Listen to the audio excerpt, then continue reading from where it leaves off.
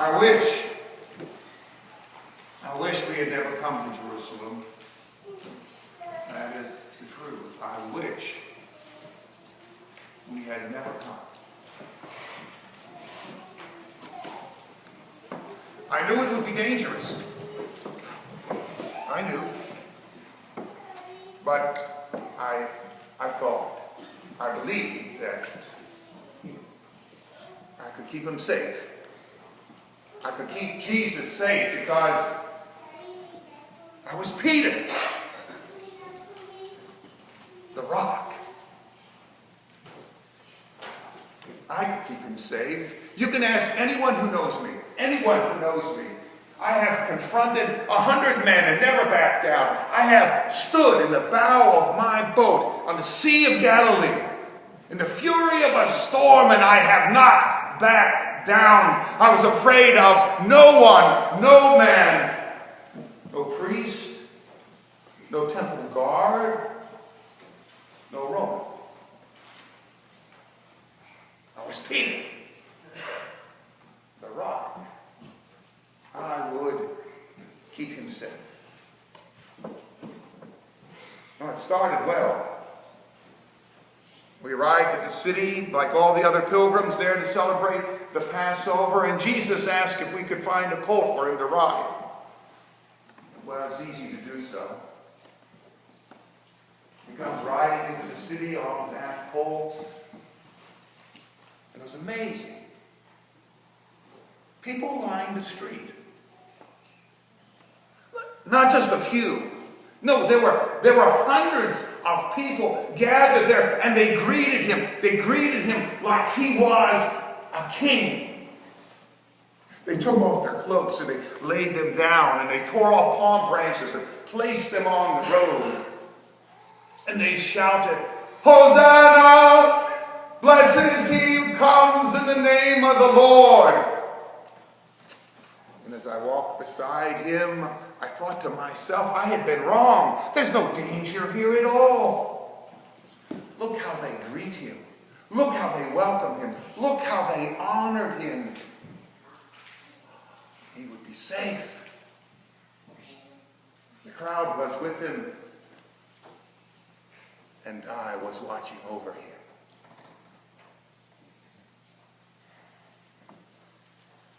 We went from that entry up to the temple. And as you know, in the temple there's an outer court. You know the place that I'm talking of. It's where they sell all the animals for the sacrifices. And it is a marketplace. And as with all marketplaces, there are thieves. And there were thieves there, of course. But no one said anything. No one ever said anything. But Jesus, on that day, he took a coil of rope and he made a whip. And he drove out all the money changers. He overturned the tables and the coins on the ground. And he is shouting, "You have made my Father's house a house of prayer into a den of thieves." And you should have seen how they scattered. Oh my! They were like chickens running everywhere, this way and that. Oh, it was a sight to behold.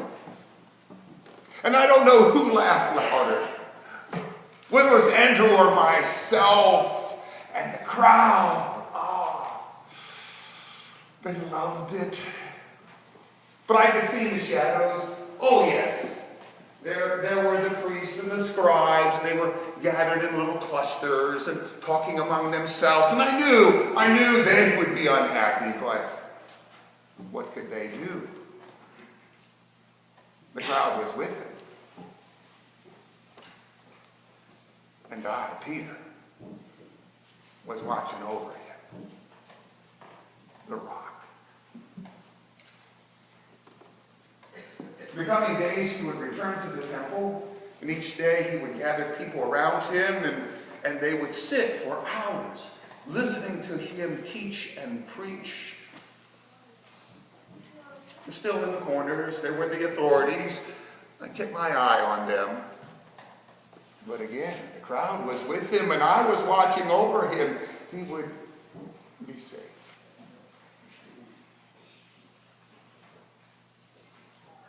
would all change on Thursday. In the evening, we had gathered in an upper room to celebrate the Passover. The meal had been prepared, and Jesus was at the head of the table. And as we began to eat, he took us by surprise.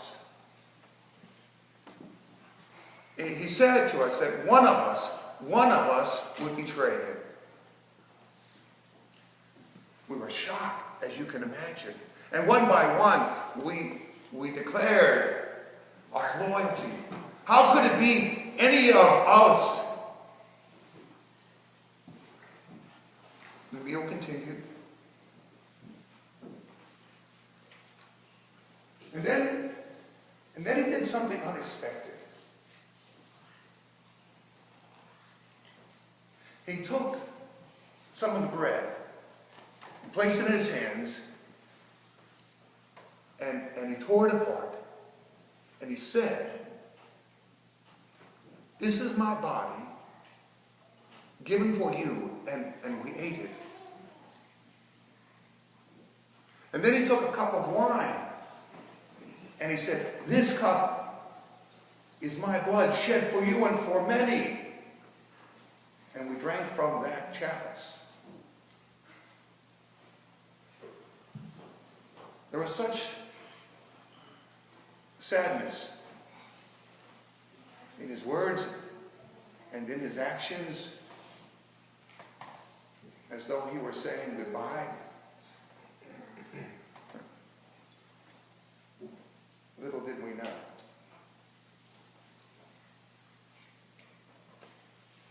We left from the meal, and we headed out to the Garden of Gethsemane.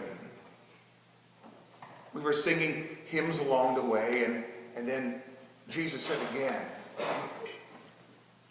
"All of you are going to run away. All of you." And I told him to his face, "Not me. Not me. Not Peter, the rock." And you know what he said to me? He said, "Simon, Peter, before the cock crows, you will deny me 3 times.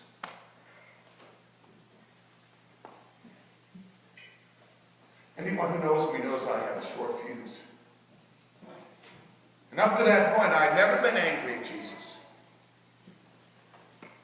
But I was angry with him. How could he, who knew me, say that I would be a coward? And so I let him know the strongest terms, even if it costs me my life. I will never leave you.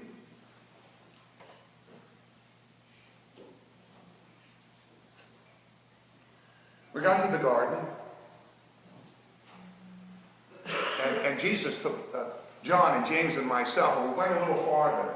And he asked us to stay awake while he went and prayed. Impossible. Late at night, I ate too much. I drank too much wine. I was soon asleep. Next thing I know, Jesus is waking me up and the others, and there's a commotion, and I see coming over the hill, it's a crowd, and they are angry, and there are torches, and in the lead of the crowd, Judas, my brother disciple, Judas, leading the crowd to Jesus. I could not take it in. How could he betray Jesus? And he comes up. Can you imagine? He came up to Jesus and he takes him in his arm. This man who he betrayed takes him in his arms and he gives him a kiss. And the crowd, they take a hold of Jesus. I would have none of this. I am Peter, the rock. And so I take out my sword and I slice off the ear of one of the servants. I would have taken them on, every one of them. I would keep him safe. No one would harm Jesus. Not with me, Peter, the rock. And I hear this voice. It's Jesus who said, put away your sword. Those who live by the sword will die by it. And if it was any other man, I would not have done so. But because it was Jesus, I did as he commanded. I put my sword away. And the crowd, they bound Jesus. And everyone ran, as Jesus had said they would, but not me. Not me. I followed at a distance as they took Jesus to the house of the high priest. And they went inside, and I stayed out in the court. It was cold that evening. And so I warmed myself by the fire with the soldiers, and I could overhear what was going on. I could hear the accusations. I could hear the lies. But here's the mystery. Jesus didn't say anything. Not a word. Not until the end. And at the end, he talks about the Son of Man coming in his glory, and then all hell broke loose. Cries of blasphemy, anger, and wanting to take him before Pilate. And in that commotion, in an angry response, something happened to me.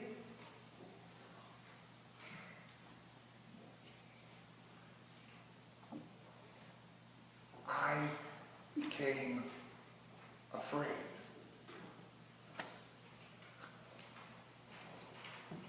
In the darkness, in the anger, the confusion, Peter, I became afraid. And so when a young girl, one of the servants, came and looked at me and said, you were with him, you are one of them.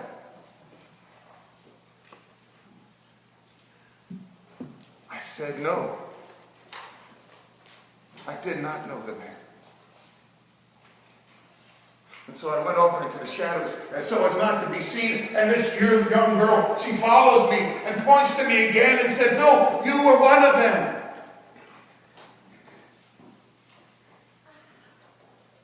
And again I said, no, I do not know the man.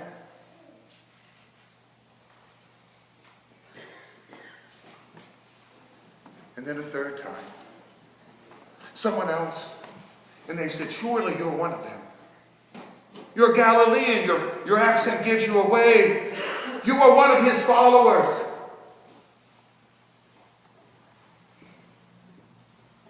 And to my shame,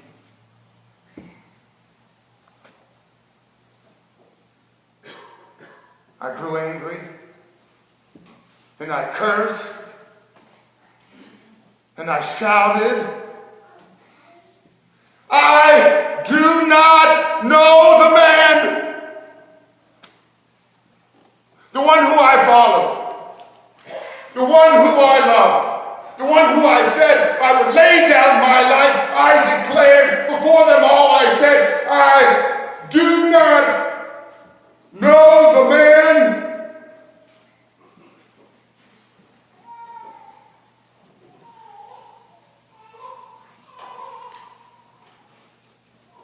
And I heard the cock crow.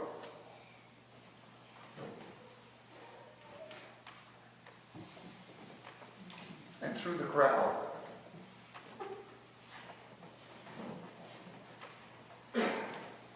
I could see Jesus.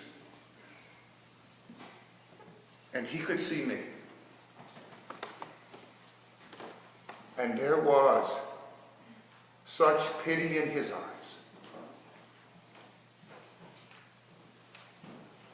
And I remembered my words that I would not deny. And I remembered his, that I would. And I broke. The rock crumbled. And I ran. I ran from that place and from my shame. I ran as fast as I could, and I ran until I could not run anymore. And I fell on my knees and I wept. I wept like a child.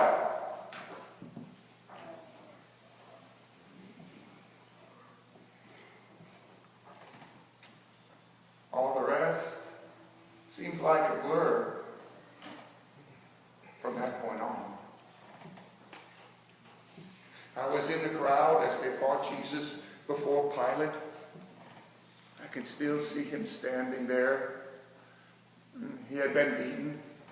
And he wears a crown of thorns. And he looks so utterly alone.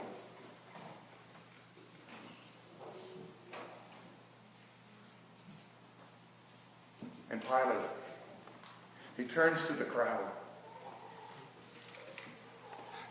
He knows that the accusations are false. This is all a pretense. And so he asks the crowd gathered, "What do you want me to do with this Jesus of Nazareth? King of the Jews?" And the crowd, the very crowd that had greeted him as king, cried out, "Crucify him!" And I cried out, "No! For God's sake, no!" But the cry continued. Even when Pilate tried to set free one of the prisoners and offer to us either Jesus or this man Barabbas, a known killer, the crowd said, "Give us Barabbas!" Drowned out my own voice. Let it be Jesus. Let it be Jesus.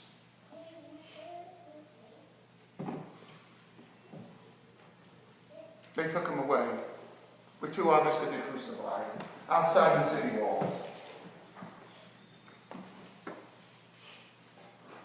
I was too ashamed and guilty and fearful to go.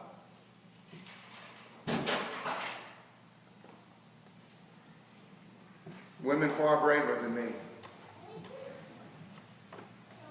I could not watch him die. I could not. The women were there, though.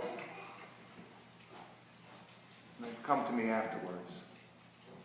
Such a kindness, undeserved.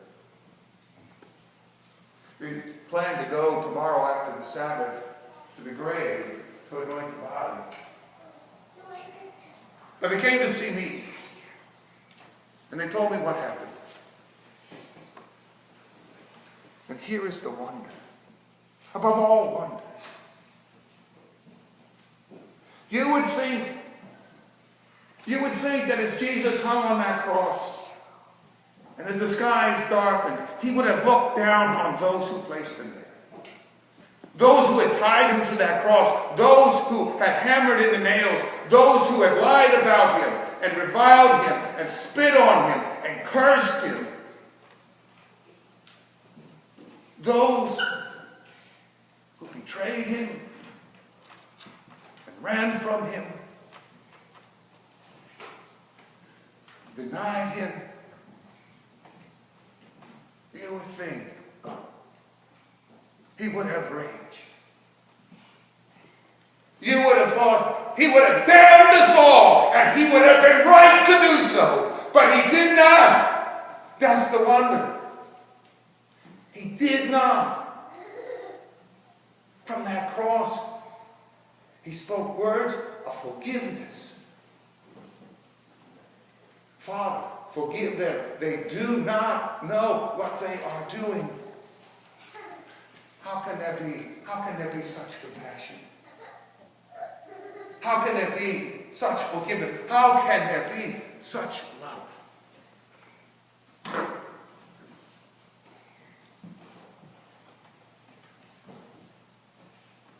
I tell you this, more than anything else, I will treasure that gift of love given to one who does not deserve it. I will treasure that gift of love, and that gift of love will be my rock. And on that rock, on that love, I will live my life. On that rock, on that love, I will stand. On that rock, on that love, I will hope. Now and always.